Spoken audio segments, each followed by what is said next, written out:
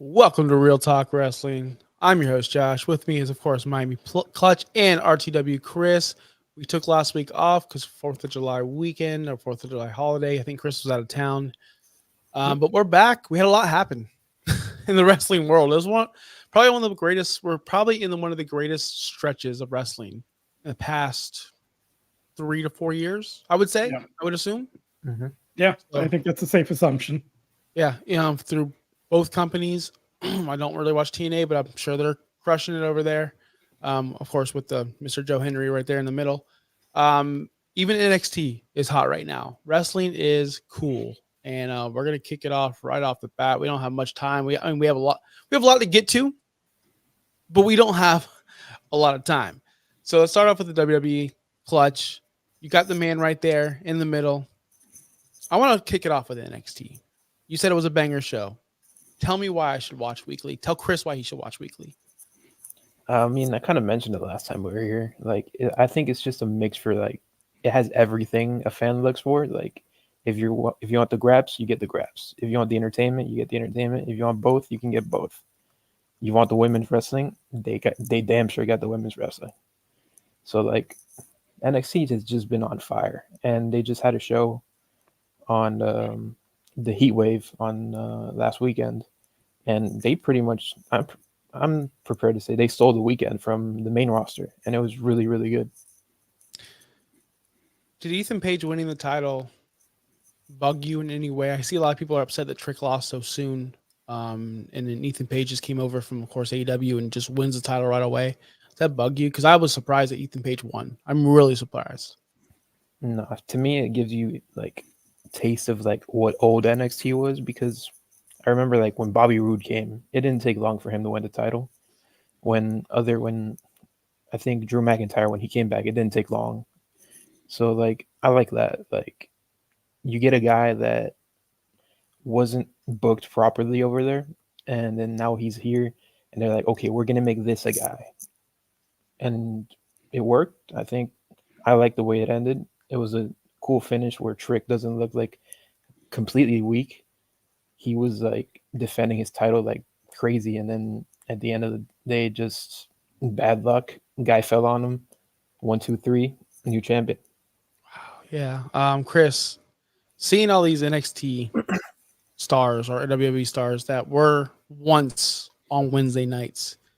You can go to Cody Rhodes, top of the mountain right now. You can go to Jade Cargill, who's obviously getting a massive push. Hell, you can even talk about Ethan Page just winning the NXT championship. Gotta wonder, man, is AEW the developmental of, or for the developmental? Are they the single A? And they're just Wardlow's waiting to get called up to NXT, right? We got Britt Baker waiting to get called up back to NXT because, gosh, Ethan Page looked like a real star. I'll say that.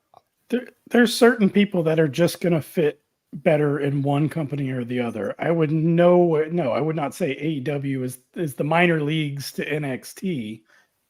Okay, then is Raw and SmackDown the minor leagues to Dynamite? Because a lot of the superstars have gone over. So does that make Raw and SmackDown by the same, logic? What do you mean? All these years, all the people that have moved over from Raw and SmackDown, and now they're on Cesaro, Cesaro and them, Bryan Danielson. Yeah. So when their career popularity is an all-time low, that's when they're in AEW, because that's what it is right now. And I'm being dead serious. Moxley.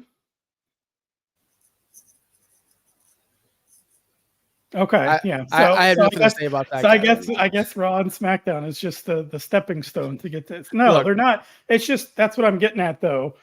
Dean Ambrose was all right he was pretty good in WWE, but it just didn't quite fit him. AEW fits him better. And then now you have someone like an Ethan Page, like Jade. We knew that from the early days of Jade. She was not AEW. It just didn't fit.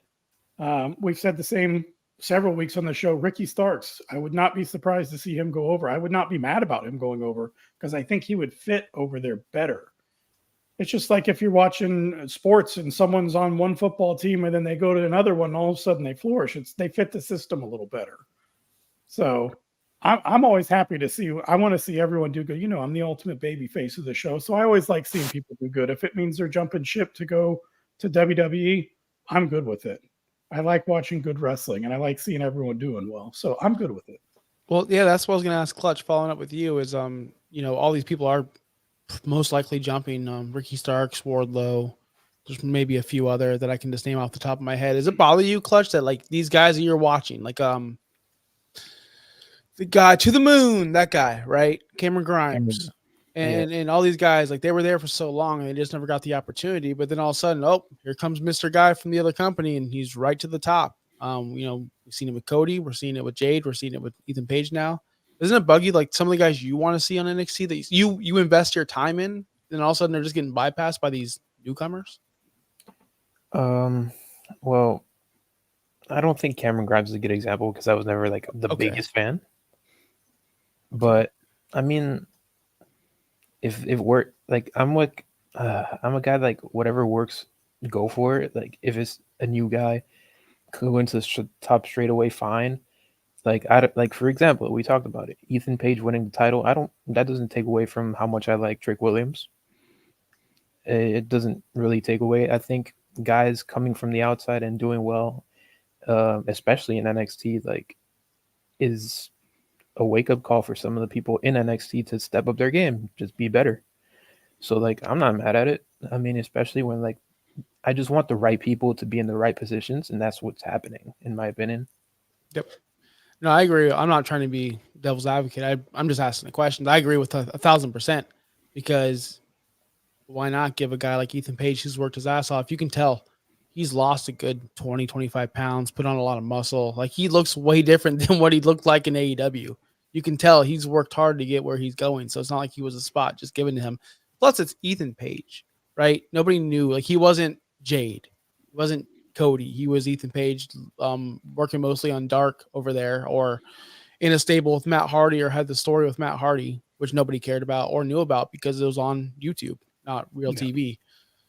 So again, that's a guy that's I feel like only the smarts know that he wasn't even in AEW. In the most casual, like the majority of the viewership, it's like, oh yeah, who's this new guy? Cool, right? I mean, I know they had the announcer go, oh, isn't he from AE? And then like stopped. That was funny. Yeah. But yeah, man, I'm excited. I'm excited for Joe Hendry. They're doing Forbidden Door better than AEW, by the way. They really are, and it's awesome to see because they're incorporating storylines and fun faces. But I want to get to the women, not of NXT. God, so good. I want to get to the women of professional wrestling because they've taken over. I feel like they're the top stories on their respective show. Mm-hmm. Not so much SmackDown, but definitely Dynamite. Definitely Raw. Like Liv is the star of Raw, I believe. So start there. We get Mami back, and I was genuinely shocked. I didn't know. I didn't read anything. I didn't see anything. I've been staying off Twitter I've been very good at that, guys. So it's really weird to see wrestling now and be shocked. Did you guys know? I know that the dirt sheets had it before the show, but I didn't pay attention to it, so I didn't know when it happened. But after the fact, I saw that they had posted it beforehand. But yeah, I had no idea. Yeah, it was awesome, man. And obviously, I didn't know how long she had been out to know if it was about time for her to come back. I knew she was out. So whenever I saw it online, I was just, I always watch my stuff on Twitter and wherever and catch up. And like, I was shocked to see it. I was excited, man. Like I literally, even though I don't watch a lot of WWE, I've been following that story a lot, along with a few others over there. Just seeing her return, it felt so huge for her to come back. Like I literally got chills watching that video of when her music hit and she just came running out. I'm like, just thinking back of like her trajectory over the last couple of years, man, she's really taken off. It makes become like a real centerpiece to a story over there. Oh yeah, she's definitely top. It makes me think that the injury was kind of, I don't want to say fabricated or made up or storyline driven. She got married when she was gone. I'm sure she had some to plan that. Chris, you just got married. You know how that is. Maybe, and it's a great way to get Liv in the story. Like, what if Rhea was still the champion and Liv was challenging her for the title? Would any of you believe that she would win the title? Would No. any of you believe that Rhea needed to come back and get revenge on Liv because she lost the title? No. Like, no. I think was Rhea really hurt? Like, that's a question that I have because Triple H is running the show and he's smart and Yep. and we've seen his booking already and it's genius. Hell, she's like, hey, I'm gonna go get married and I'm gonna go have my honeymoon and I gotta go prepare for it. Write me off television. This is an awesome story to give Liv the title without me losing it and creates this entire thing. I legitimately think, and maybe I'm wrong, this was all a work. Maybe I'm wrong. I'm not saying that I don't know nothing, but it'd be genius if it was. Yeah, absolutely. And it was like the perfect way for her to get some time off. Like you said, if let's say it wasn't a real injury, but to go get married and have some time just to rest and relax and whatever. But she still stayed very relevant during her absence. Her name kept being brought up all the time. You were still knowing she's going to come back. She's still going to be right in the middle of things. And so I think the way they did it was like perfect.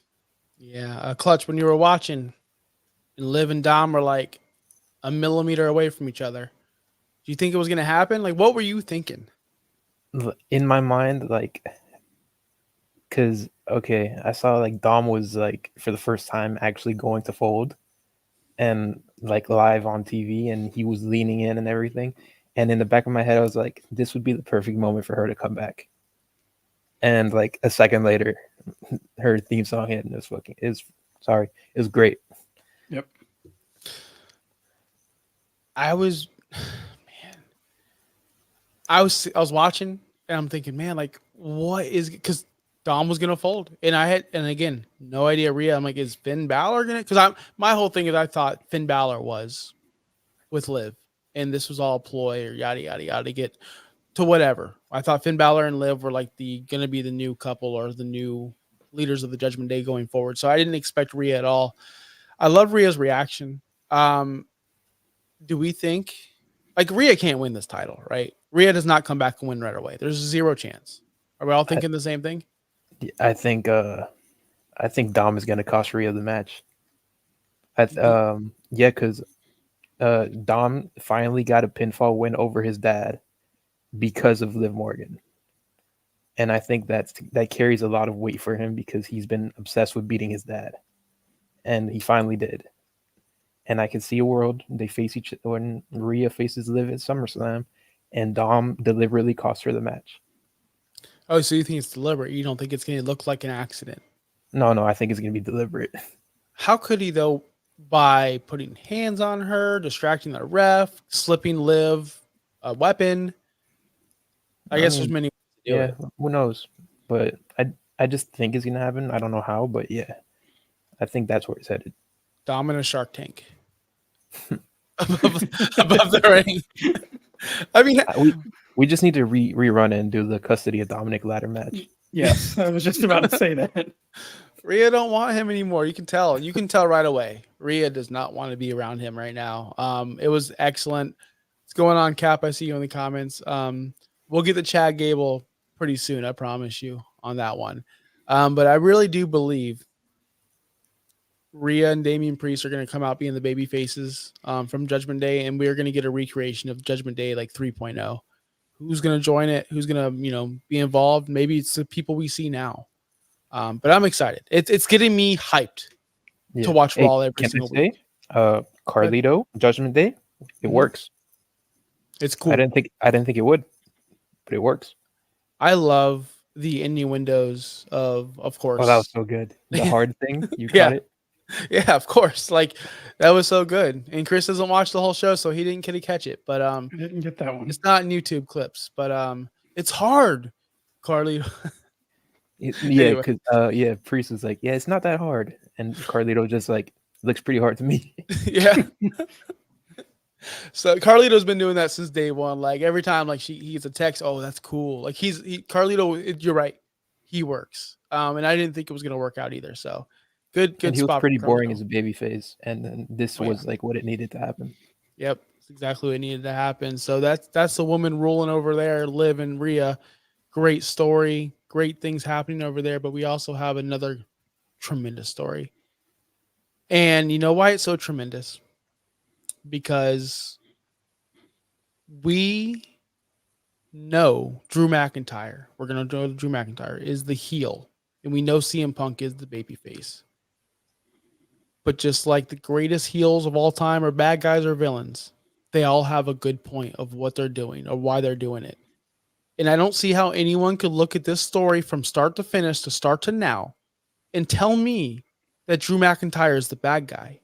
He is the victim. He is the babyface in this story. But it's so damn good because he plays the heel so well. And CM Punk is perceived as the babyface, but he's the fucking heel. Sorry, Bobby. That's what makes this so good, because it leaves it up to you, Chris, and Clutch, and anyone watching to go, I'm rooting for Drew because. And it's one of those stories. People say the bloodline's the greatest story. It is.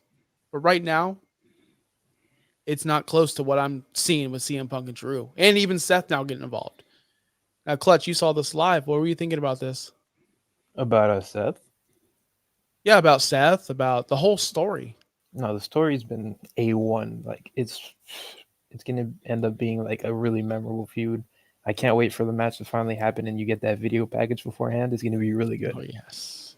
But I like how they got Seth involved because the stipulation was if Seth lost, he couldn't challenge for the world title.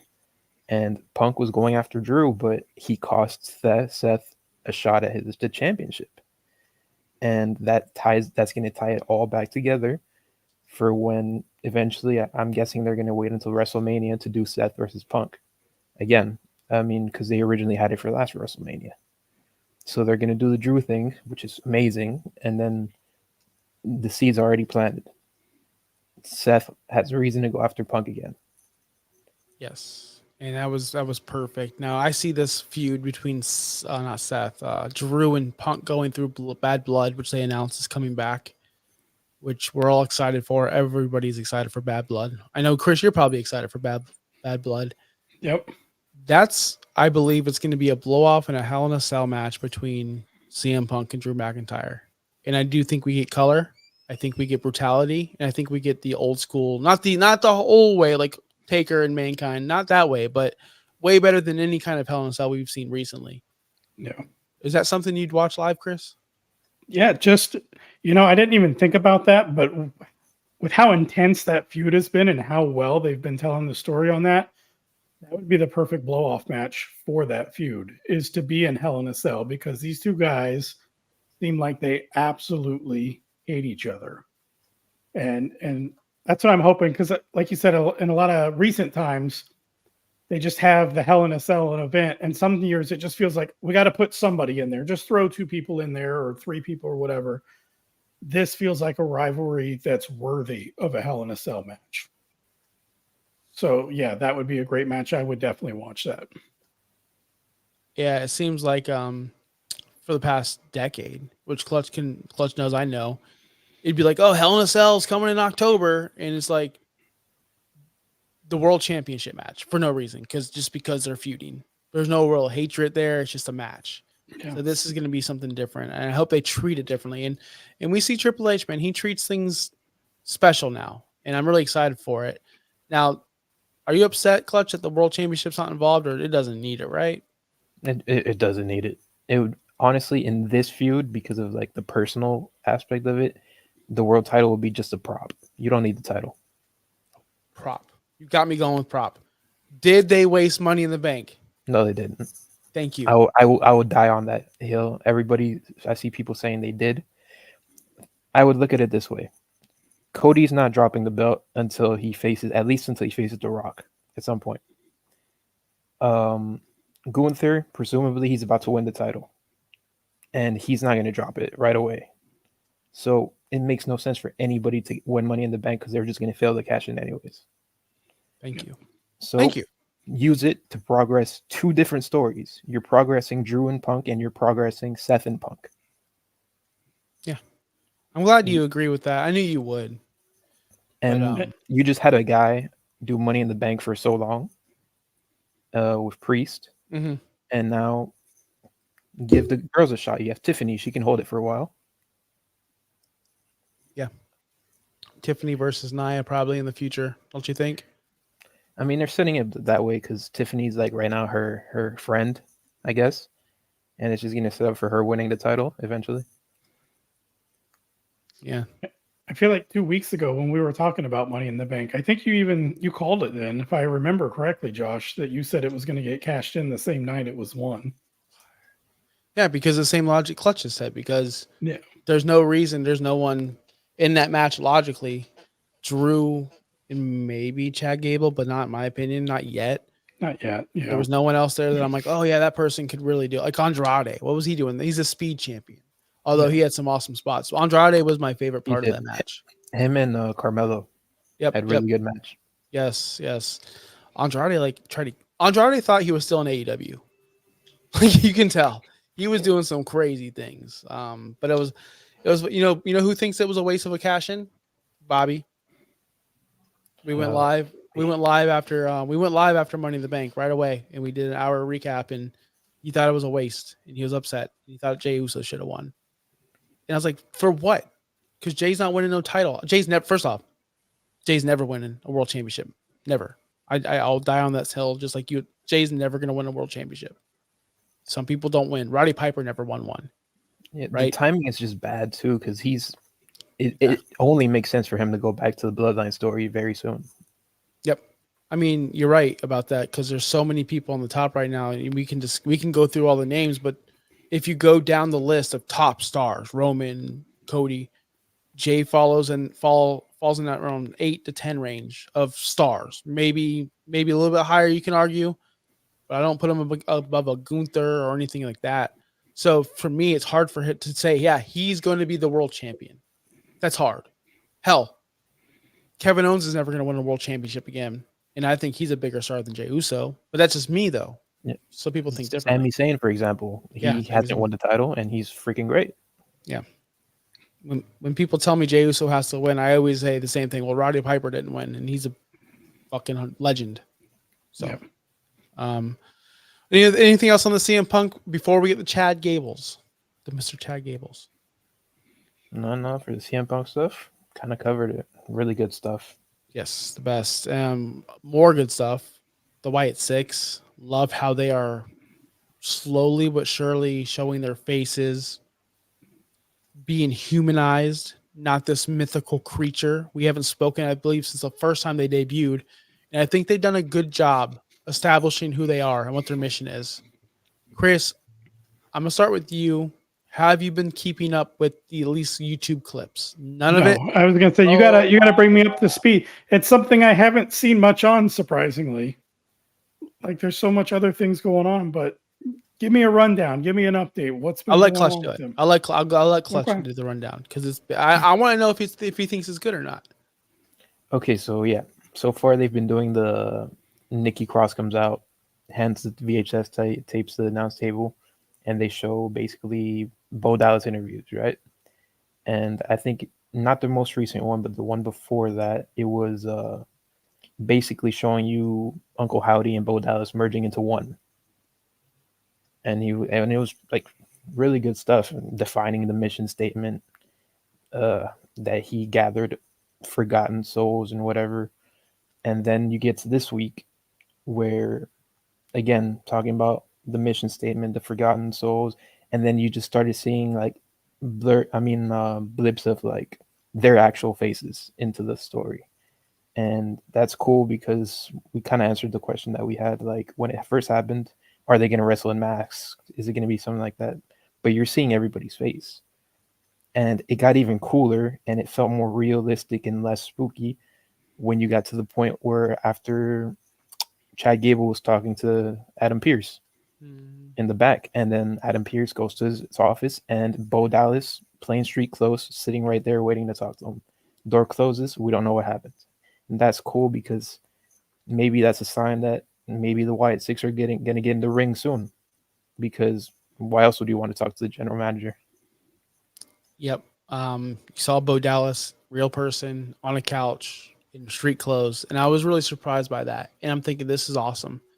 And it tells me there will be a match. And I do think it's going to be Gable with, of course, the Creeds eventually, which we all wanted this massive heel turn from him and him beating up Otis? Like, do you think that was the right play by not basically blowing up that bridge with Otis? I know that they're not speaking right now, and Otis is very upset, but you would expect a full-on Mariah May versus Toni Storm like heel turn there, and we didn't get it. Are you kind of upset with that? I'm upset.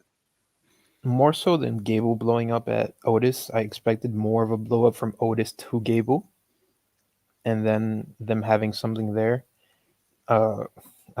I do find it interesting of like the dynamic of the Wyatt Six stuff because Gable's, other than being a really good wrestler, he can sell like emotions and stuff really well, so it kind of like works. So I like both stories. I wish the Otis thing would have gotten a better blow off, and it just didn't. Maybe there's gonna circle back afterwards, but I mean, yeah, I like both things, so I'm not mad. I'm not really mad, but like, yeah, it could have been better for the blow off with Otis. Yeah, it just doesn't make me hate. This story makes me feel sorry for Chad that this is happening to him instead of like, yeah, this should happen to him. So I'm kind of confused as a fan, as just a casual viewer going, am I supposed to hate Chad? Wait, or am I supposed to feel sorry for Chad? But I will say this, you're right, spot on emotions. The little things he does when he backs away from Nikki Cross every single week, even like when he was backing up on the ramp and he fell and did a backflip at somersault and got back up because of how scared he was. He sold that like that was real. It might have been real, but that's how good it was. Not a lot of wrestlers can sell that like he did, and I'm pretty invested in the story, Chris.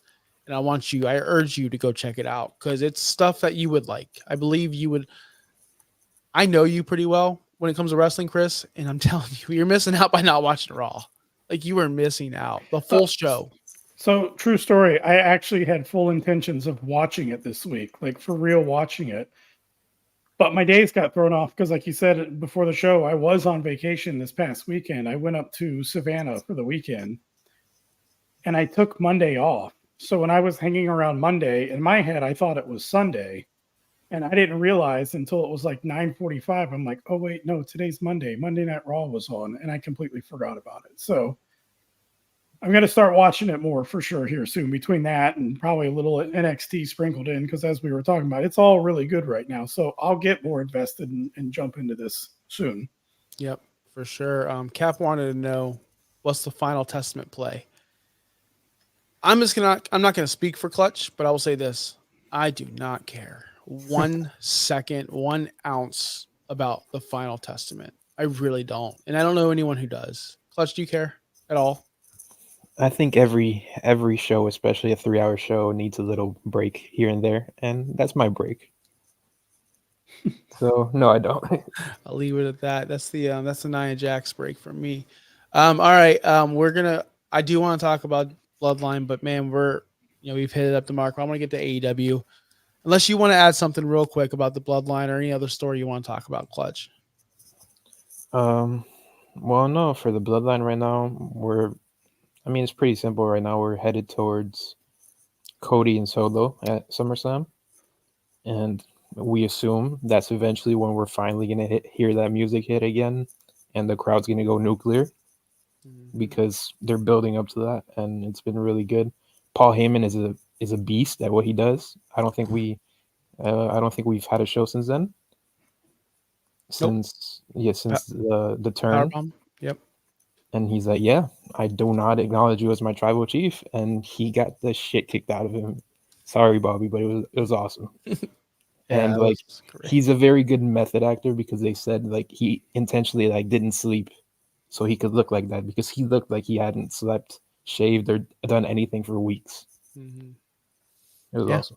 It was one of the best segments I've seen in a long time, Chris. I'm sure you've seen it by now. Paul Heyman getting powerbombed through the table, and it was a rough bump too. Yeah, it wasn't some soft bump. Like he almost missed the table. Yeah. He like kind of slid off, and then it was pretty bad. But before we switch over to AEW side, though, there is one more big point here. Even if we touch on it briefly, Cena.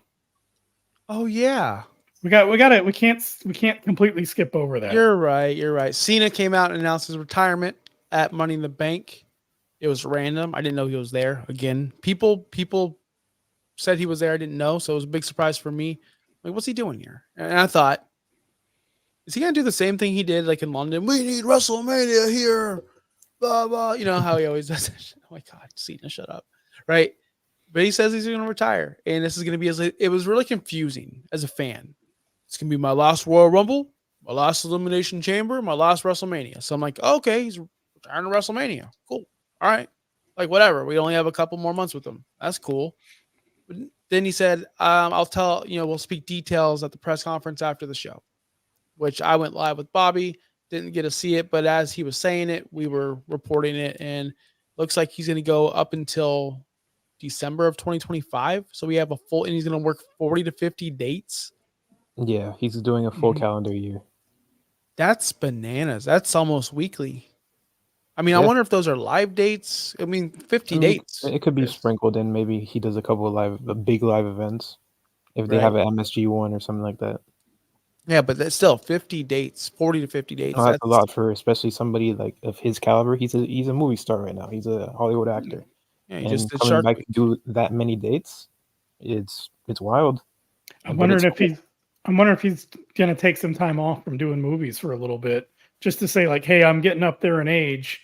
I can keep doing movies. I can't keep doing this much longer. So let me do one more, farewell tour here, and let me just hit a bunch of matches, a lot of cities, and then that's it. I'm done because I can't do it anymore after this. That's kind of the way I saw it. Yeah. I think his first official date back is going to be the debut on Netflix. I think that's what they alluded to. It'd be cool. Yeah. So he does come back. He did say this is gonna be my last Rumble. So I assume he's gonna be in the Royal Rumble. He said it's gonna be my last Elimination Chamber. So I'm assuming he's gonna be in the Chamber, and then he's gonna have a match at WrestleMania, and then of course finish the year off. Do you want to see one more run as champion? I don't know if I want to see him get 17, but at the very least, I want to see him try for 17. Maybe get to the main event. If he loses, he loses. But I do want to see him make a run for it because I think that's just cool, man. How can you retire and say you're done after calendar year and not even try to go for 17, Yeah. And I think that's where they're headed. I'm more interested to see what his opponents are because I'm guessing everybody wants to face John Cena in his last year. So who they're going to put in there. I'd like to see Cena versus Randy one more time. Maybe once Randy turns heel because I think that's where it's headed after Cody. And yeah, I'd like to see Cena versus Randy one more time before it's all over. Punk he's putting it on the table that he wants to lace it up one more time with Cena. So it'd be cool to see what they have. I'd like to see Braun Breaker versus Cena. Mm-hmm. Gunther. I want to see Gunther versus Cena. Yeah. I want to see that. My main match I want to see with Cena. I'm just going to put out there, Chris. I apologize. I cut you off. But my main match I want to see with Cena, no matter what, and I hope they get it done, is I want to see one more time Kevin Owens heel versus Cena because I love that feud. Were you going to say that, Chris? That's exactly where I was going to go. As I said, let's just run it back. Yep. Because, that was Kevin Owens' main roster debut match, and it was so good. Like, I still remember that match so well. You're going the exact same spot I was going to go. Yep. I need to see that. I need to see it again. I love their chemistry. They're both good on the mic. I believe if Kevin Owens turns heel and we can get that, that'd be phenomenal. And we got to see Cody. It's going to be Cody. I don't want to see some tag team match with Cody and Cena. I want to see them lace it up together and face off for the title. I want to see it for the title. It doesn't even have to be heel. I mean, face versus heel. It can be as simple for the sport, face versus face. A proper passing of the torch moment because that's what Cody is right now for WWE. What Cena was a few years ago. Yep. I just don't want Cena to come back and put over a bunch of young talent. Like, that's cool. Put over some guys, right? But I feel like Cena can't lose in this run until the very end. I feel like Cena has to win everything. Not the Rumble, not the Chamber. But definitely, I think at WrestleMania, he needs that win. Yep. And yeah, going forward until maybe his last match, he decides to put what he wants to do. I don't know if he wants to put somebody over or go out on a high note, but we'll see. We just saw Sting announce his retirement, and it was successful. It was a great run. Tony Khan, in my opinion, booked it pretty well. And Sting won on his way out, and nobody cared. Nobody cared. Nobody cried, but everyone loved Sting. There was no controversy. There was never like Sting sucks. Sting sucks. He was always a fan favorite from forever. So I'm curious to see the fan reaction on his way out to see if he wins.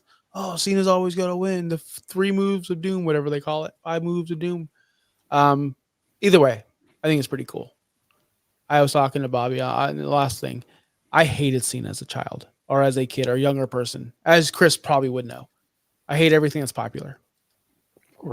I appreciate him so much now because. How are you a Joe Hendry fan then?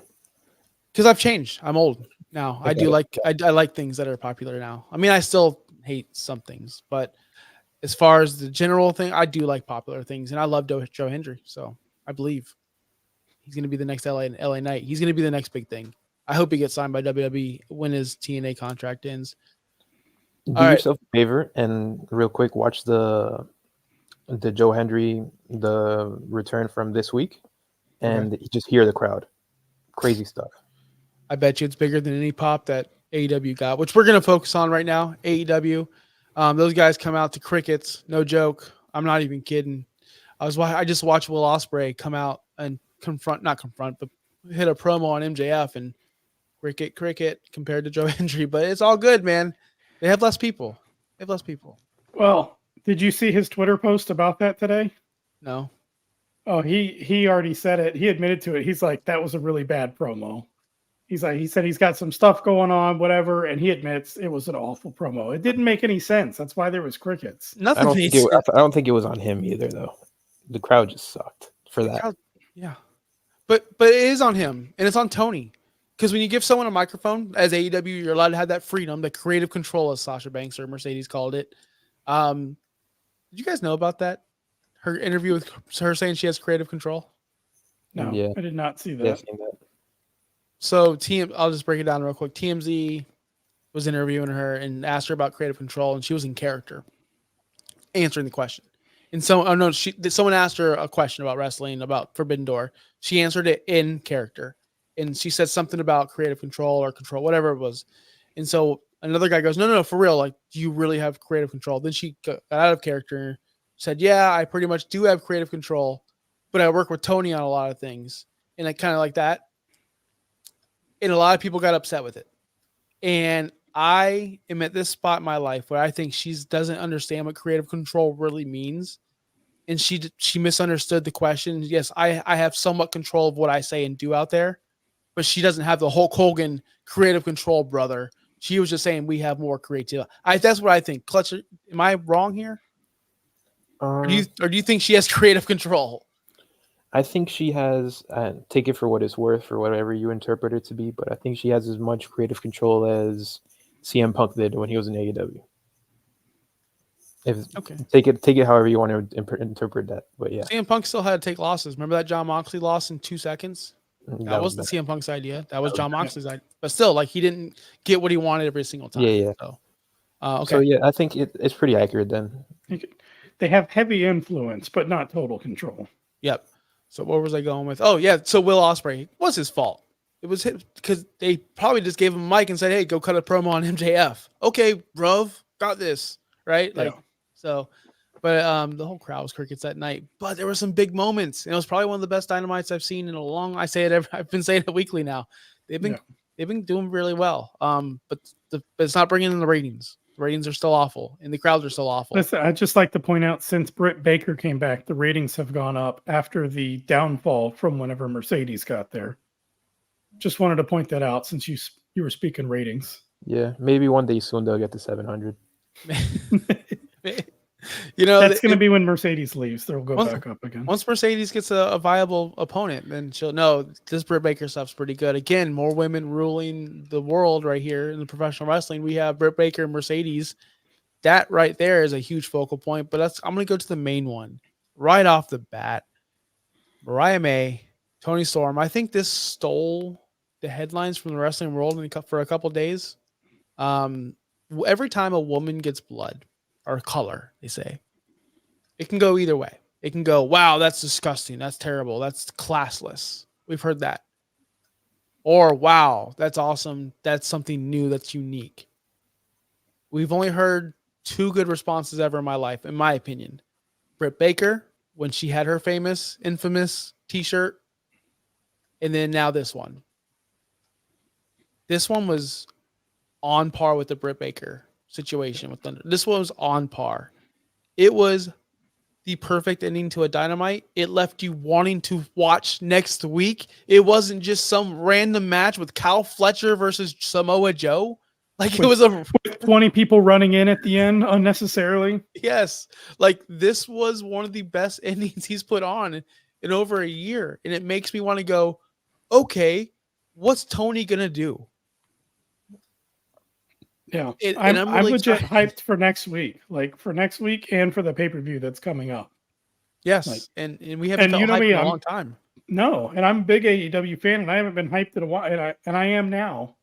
Like next week's show, Clutch. I know you're not an AEW guy. You should watch it. It is one that's actually going to be worth your time. And I wouldn't have said that about any other AEW show since you've joined our podcast. This one will be worth watching. I would, yeah. I'm gonna make time. Although I do my fantasy show on Wednesday nights, but I'm definitely going to watch that show live. I will probably pause it right here, and then when my show's over, go watch it. An hour behind. But yes, they're gonna have a big match. MJF versus Will Ospreay. You have the cliffhanger. What's gonna happen with Toni Storm and Mariah May? There's a lot of stuff going down next week. Well, AEW 250, right? Yeah, 250. AEW 250.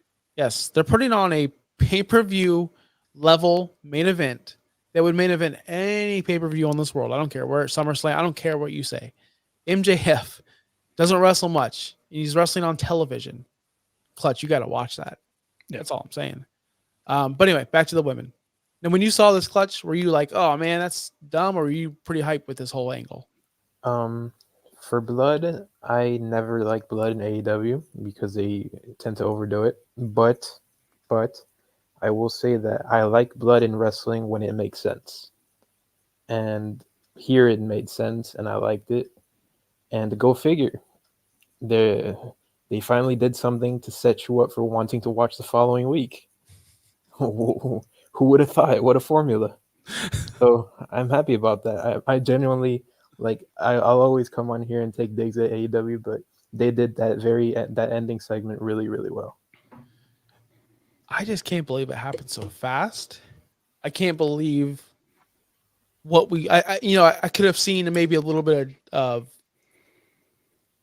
jealousy from Toni Storm. Like I thought Toni was going to be the heel. I genuinely thought that. I thought Toni was going to be the heel, jealous that she won, and then I thought she was going to be the one that turned. And I am really shocked that it's Mariah May, and I'm really happy it's her because she plays just on that moment right there. She played that heel role perfectly. She's been the heel the whole time, but I'm talking about sadistic, like stabbing her in the face with a heel, hitting her with the belt multiple. Those belts are heavy. Yeah. I think I really appreciated just her character of the whole time. She's all these weeks and months and whatever. She's been playing like this little rah-rah secondhand cheerleader role, whatever, just happy to be there, happy-go-lucky. And just in that moment, in that instant, her whole character changed. So she's just this evil, sadistic heel that's been plotting this all along.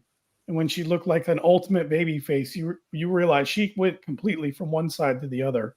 And that's one of the best cases I've seen on a heel turn that I can remember in recent memory.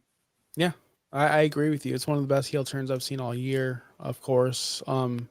Maybe I'm wrong. Maybe Clutch has another one, or maybe you have another one you can think of. But man, this one I'm going to remember for a very long time. Mm-hmm.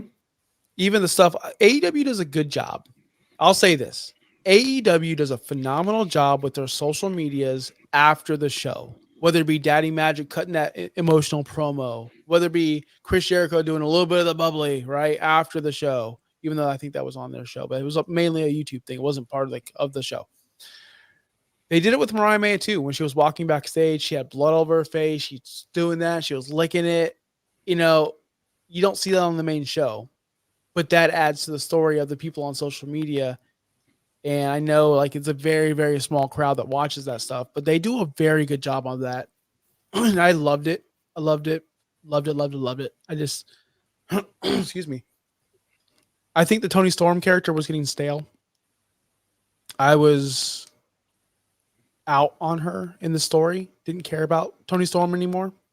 This makes me care about her as a babyface, which is bananas to me. It's bananas, Clutch. It's unheard of. Never have I ever cared about a babyface, and I'm caring about one now. No, but to add to what you were saying with the extra social media stuff, did you watch the whole video? And then whenever they brought Toni Storm back there and everything? No. Oh, it's just, they were just carrying her. She was just barely, like they had her propped up on some people's shoulders, her arms around them and everything, and her face just a bloody mess. Like that whole video was really good. It was like 2 minutes, 3 minutes or something. And I watched that whole thing a couple hours ago, and it was really good. I just watched like a loop of her just licking the blood. I'm like, oh yeah, Mariah, you're the best. Let's go. Sasha, who? Mercedes, who? Like what? Anyway, but for real, I think she's a bigger star right now. Let's go to Mercedes. She had a segment last night. Britt Baker running 2 main stories on one show with 2 hours. Dynamite has 2 hours weekly. 2 of their biggest stories are the women division. We complained about that every single week on the show for 4 years.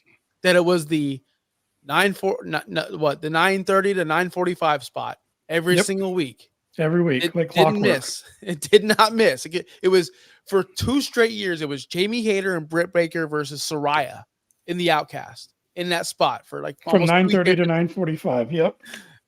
And now we have legit stories that can main event a show, to open a show. It could be in the 9 o'clock hour of the show. Just great stuff. Are you as excited for the Mercedes stuff? Am I? Yeah. Out of the 2 stories, I'm just saying, are you excited for it? excited for it. Yeah, in general, yes. But that's because of Britt Baker is there. That's where my excitement is, that Britt Baker is back. That's what makes this whole story exciting. We haven't seen her in how long? How long has it been? Like over a year? Like, has it been closer to 2 years at this point? Like I cannot remember the last time Britt Baker was on our screen. And I've been wondering, like, maybe is she just done? Did she just hang it up? Because like she's nowhere to be seen, spoken of. So I was super pumped whenever she came back. And to me, it could have been anybody. Yeah, I'm glad it's Mercedes because it's a higher profile person. But my excitement, of course, lies more on the Britt Baker side. Clutch, you know where Britt Baker's been this whole time? Somewhere drilling teeth or something like that. No. You know when you were a child and you had toys, action figures, and you would lose one like under your bed for a while. You misplaced. Tony loses his action figures. He doesn't know where these people are. He had no idea Miro was even in Bulgaria. You lose track of your toys when you're a child. That's all I'm saying. So I'm glad Tony finally found. He was like scrolling through his phone. Oh shit! Britt texted me about a year and a half ago. That's why I answered that. It's just so wild, man. I mean, he finally remembered that he employs her. Yeah, I mean, his first women employee ever. He forgot that she works there. No, and one of the best that he's had there. I saw that there was some report potentially on when she's returning coming out today. I don't know if that came out or not. Jamie Hayter? Yeah. She needs to come back. She needs to come back in a big way. She was huge. She was the most over woman in wrestling at one point. Yep. Just gone. Just like that. Little bit on the main stuff, the men's stuff.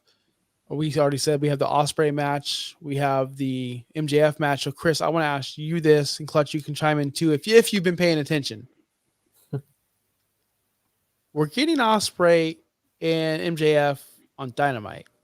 Which one are you excited to see a rematch at Forbidden Door at Wembley? All in. 2, do we even get that? Or they just wrestle somebody differently? Because why would you do this match now if you're going to do it at Wembley anyway? Are they doing that match at Wembley? I'm asking you. We don't know. We don't know their opponents. I think I know where it's going for Wembley now. Fill me in. I think they're finally gonna go for Ospreay versus Ricochet. Yeah. What Ospreay has been like all over Twitter trying his hardest to recruit Ricochet there. So I think that's where they're going. I think they're going to do Ricochet, and Ospreay and Dave Meltzer is going to give it 8 stars before the first bell before the rings. bell rings. The Yeah, base is 8 stars. Like that's the baseline. But The let's be real graphic. though. The graphic gets 8 stars. Let's be real though. That's gonna be a banger of a match. I expect nothing else besides a banger of a match there. So Wembley's getting clear, right? We're getting Britt Baker and Mercedes. We're getting, of course, Toni Storm and Mariah May. We're getting Bryan Danielson and Swerve because Bryan did win the Owen, which I thought was a bad move, but it happened. So that's the championship match. Swerve isn't dropping it until then, or if he does. That leaves MJF open and Will Ospreay open. If we're getting this match now for the Intercontinental Championship or International, Jeff Chris, I know what it is. I see it's their Intercontinental Championship. So if you're gonna have your Intercontinental Championship and you have that match at Wembley, it's not gonna main event. And if you're having Will Ospreay for a title match against MJF, it's got a main event. So I think they go different. I think Clutch is right. I think Will Ospreay is gonna wrestle someone like Ricochet or maybe Pac. Didn't they allude to Pac? I think that's the one that they were alluding to. Yeah, they were alluding to Pac versus Ospreay. Yes, I think that's who they're looking at, potentially. Yeah, Clutch, you didn't watch Dynamite. Pac versus Ospreay was set up on Dynamite. Yes. Yep, that's what it is. Those are the two. That's who they're going to go with Ospreay. So I think it's this match next week. Maybe that's why they're putting it on next week, is they realize they're not going to have them at Wembley. So they're like, let's just do it now because we're going to go ahead and set up Ospreay versus Pac at Wembley. And then MJF versus Daniel Garcia. That'd be good. That's going to happen. That'd be an awesome match right there. Like, I'm getting excited. You know, I've missed some pay-per-views lately. I will not miss that pay-per-view. Oh, I'm not missing Wembley. Are you kidding me? I will get that pay-per-view. Then the missus, she's going to be gone for that weekend. I'm going to be right here watching that. Guaranteed. I'm be not live missing tweeting Wembley. with you. I don't go on Twitter anymore. Clutch, let me ask you this. You don't watch Dynamite, obviously. Would you buy that show? Like, what would make you buy that show? there's nothing on this universe that would make me pay $50 for a show. Okay, what would make you illegally stream that show? Well, first depends on the date. I don't know when Wembley is. We're both. Me and Chris are both looking up right now. I want to say it's was it August 25th? It's a Sunday. I think. August 27th. Actually, yeah, I'm definitely not catching Wembley then. It's not August 27th. That's what it says. Oh, that's 2023. Because, yeah, my working plans as of right now, hopefully it turns concrete, is that I'll be traveling for Bash in Berlin. Ooh. It's August 25th, by the way. Christmas Yeah. right. Yeah, so you're not gonna illegally stream it. Man, it's gonna be a banger of a show, but it's gonna be a long show. And if it was on I'll probably wait for somebody to tell me what the good matches were, and then I'll just watch them back. Well, I haven't watched Heat Wave yet, but I plan on doing that with the Peacock. I plan on just watching the main event. Hey, start to finish. If you have the time, I would say watch the entire thing start to finish. How long was it?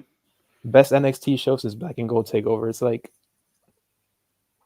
close to 3 hours, 245, 240. 6 matches? 5. That's perfect. That's like the perfect amount of matches.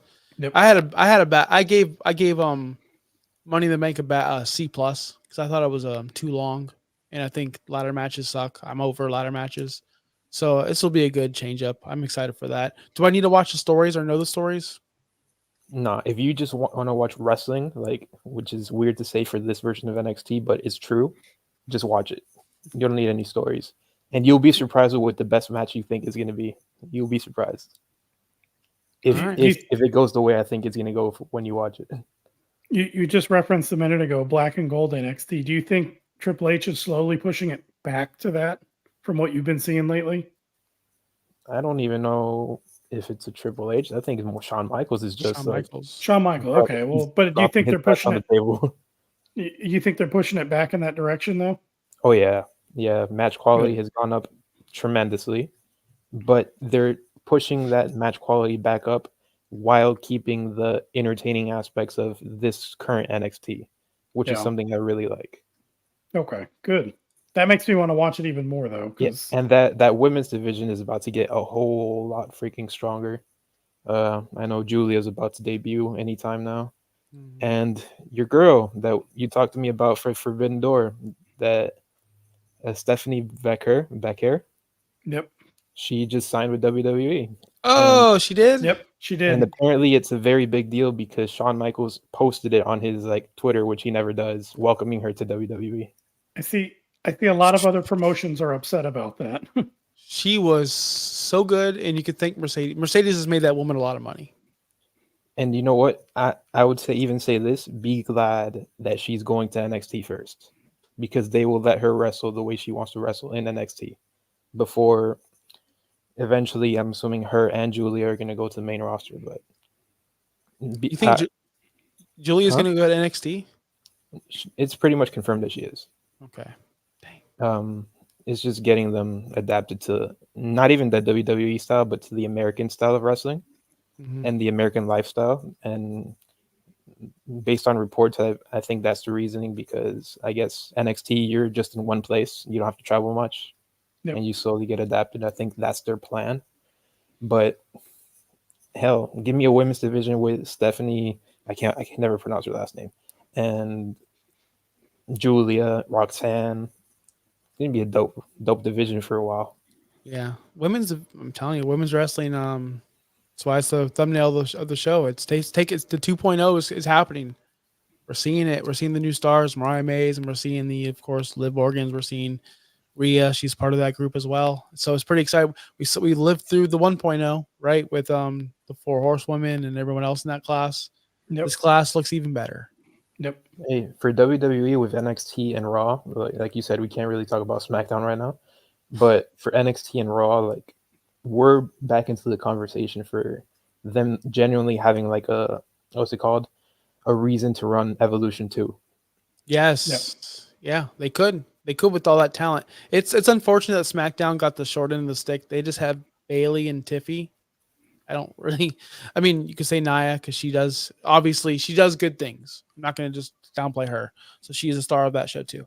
But other than that, it's those 3 women. I can't think of anyone else that's important. They're really missing Charlotte. They're missing Asuka. They're missing Becky. They would really fill out that roster a lot better over there too. Is Bianca over there on SmackDown? Because Yeah, I forget their tag team. They were tag team she's in champions. SmackDown with Jade. Yeah. Okay, well they're over there too. So maybe I'm wrong. Maybe they are awesome. But again, they're Yeah, not. SmackDown right now is, I mean, and I guess for good reason. It's coming back to like more Bloodline concentrated, Mhm. and for good reason the way it's going right now. But we'll see how that goes. Yep. Chris, anything on AEW before we get out of here? No, I'm looking at our pre-show list. I think we got everything covered on the Boom. AEW side. Crushed it. Guys, we're going to get on out here. Chris, make sure you get your tickets this weekend in St. Pete. Matt Riddle and MLW is going to be here. I heard him on the radio today. Tickets are $20. Jake Paul's going to be boxing this weekend here in Tampa. Get your money. Really? $20. You can get those tickets too. I heard that on the radio. $20. That's it, huh? Yep. Yeah. I'm not even kidding. You can go watch Jake Paul wrestle. Jake Paul box in Tampa for $20. I don't know who he's boxing, but I heard it on the radio today, and people are asking me if I want to go. I'm like, no, thank you. But if you're interested in that kind of thing for $20 to go watch a YouTuber box some tomato can, congratulations. Good for you guys. Honestly, I'd like to see it, but whatever. Before we get out, Clutch, anything before we go? No, I'll keep saying this, like, keep keeping an eye on NXT, because it's really getting back to where it should be. And especially, and I'll say this, I don't know if it's a hot take, I genuinely do think from like bottom to the top, NXT has the best women's division in all of wrestling. And I think people need to pay more attention to it. Like, this is me I have an NXT agenda from now on that I'll be pushing. I'm here for it. You're the new Brian Alvarez of the show. I love it. Guys, watch NXT, just like Clutch says. Watch Clutch, please, at least tune in to Dynamite, at least for an hour. I think the good match is even opening the show, if I'm not mistaken. Because you know it's going to be a time limit draw. I might give it half an hour. Bold statement before I go, because I'm going to hit in stream right now. And I'm going to hit it right now and say it. So it'll close the show.